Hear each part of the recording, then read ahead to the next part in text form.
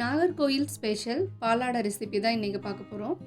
ரொம்ப சாஃப்டாக டிஷ்யூ மாதிரி இருக்கிற இந்த ரெசிப்பியை பிரேக்ஃபாஸ்ட் டின்னருக்குலாம் மஸ்ட் ட்ரை ரெசிபின்னு சொல்லலாம். இந்த ரெசிபி எப்படி பண்ணுறதுன்னு பார்க்குறதுக்கு வீடியோவை ஸ்கிப் பண்ணாமல் எண்டு வரைக்கும் பாருங்கள். வெல்கம் டு சன்விகா சமையலறை. வீடியோக்குள்ளே போகிறதுக்கு முன்னாடி நம்ம சேனலை ஃபஸ்ட் டைம் பார்க்குறீங்கன்னா சப்ஸ்கிரைப் பண்ணிக்கோங்க. கூடவே இருக்க பெல் ஐக்கானை கிளிக் பண்ணிவிட்டு ஆல் ஆப்ஷனை செலக்ட் பண்ணிக்கோங்க. ரெசிபி எப்படி செய்கிறதுன்னு பார்த்துடலாம். ஒரு மிக்சிங் பவுலில் 1 கப் பச்சரிசி சேர்த்துக்கலாம். இதை 2லேருந்து 3 முறை நல்லா வாஷ் பண்ணி எடுத்துக்கலாம்.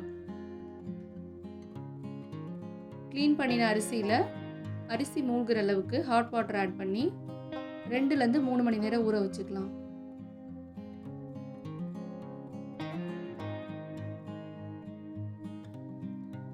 இப்போ அரிசி நல்லா ஊறி வந்ததும் தண்ணி இல்லாமல் வடித்து எடுத்துக்கலாம். இதில் 1 முட்டை ஆட் பண்ணிக்கலாம். 1 கப் அரிசிக்கு 1 முட்டை கரெக்டாக இருக்கும். நீங்கள் 2 கப் எடுக்கிறீங்கன்னா அதுக்கு தகுந்த மாதிரி யூஸ் பண்ணிக்கோங்க. முட்டையை சேர்த்ததும் 1 கப் தேங்காய் பால் எடுத்திருக்கேன். இதில் பாதி மட்டும் இப்போ சேர்த்துக்கலாம்.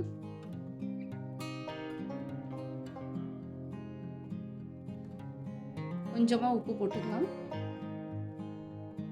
இது எல்லாத்தையும் ஒரு மிக்ஸி ஜாரில் மாற்றிட்டு எவ்வளோ நைஸாக அரைக்க முடியுமோ அந்த அளவுக்கு அரைச்சி எடுத்துக்கலாம்.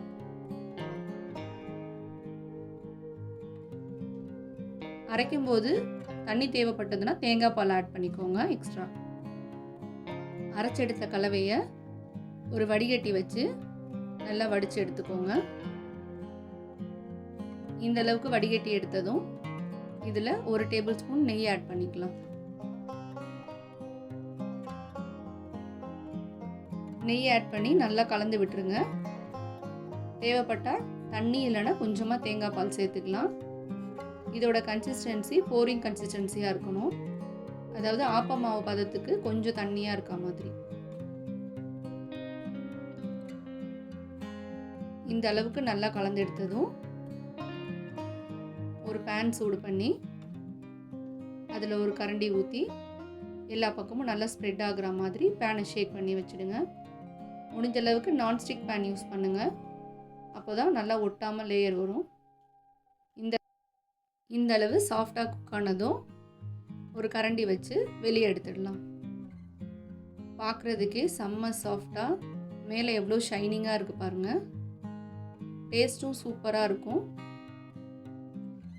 இட்லி, தோசை, சப்பாத்தியாக சாப்பிட்டு போர் அடிச்சிருச்சுன்னு நினச்சிங்கன்னா இந்த ரெசிபியை கண்டிப்பாக ட்ரை பண்ணி பாருங்கள். டேஸ்ட்டு அவ்வளோ சூப்பராக இருக்கும். எக்கு டைரெக்டாக ஆட் பண்ணினதுனால ஸ்மெல் இருக்குமோன்னு நினைக்க வேண்டாம். எந்த ஸ்மெல்லும் இருக்காது நீங்கள் பேனில் ஊற்றி எடுத்துனதுக்கப்புறம். இதுக்கு சிக்கன் கிரேவி இல்லைனா எக் கிரேவி ட்ரை பண்ணிங்கன்னா ரொம்ப சூப்பராக இருக்கும். இதே போல் இன்ட்ரெஸ்டிங் அண்ட் ஈஸியான ரெசிபீஸ்லாம் பார்க்குறதுக்கு நம்ம சேனலை மறக்காமல் சப்ஸ்கிரைப் பண்ணிக்கோங்க. வீடியோ பிடிச்சிருந்தால் லைக் பண்ண மறக்காதீங்க. கண்டிப்பாக ஷேர் பண்ணுங்கள்.